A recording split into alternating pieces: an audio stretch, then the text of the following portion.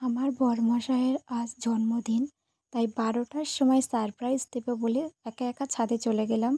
কিছু ফুল ডেকোরেশন করব ওকে সারপ্রাইজ দেওয়ার জন্য।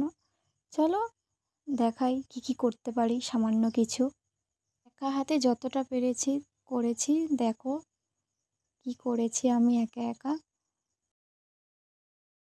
বরমশাই চলে এসেছে, বরমশাইকে একটু কেক খাইয়ে দিলাম। তারপরে দেখছো দুপুরের লাঞ্চ একদম রেডি, বরমশাই খেতে বসে গিয়েছে। যতটুকুনি পেরেছি আয়োজন করেছি। বার্থডে কেক, পায়েস খাওয়ানো চলছে মামুনি। আমিও একটু আমার বরমশাইকে পায়েস খাইয়েই দিলাম।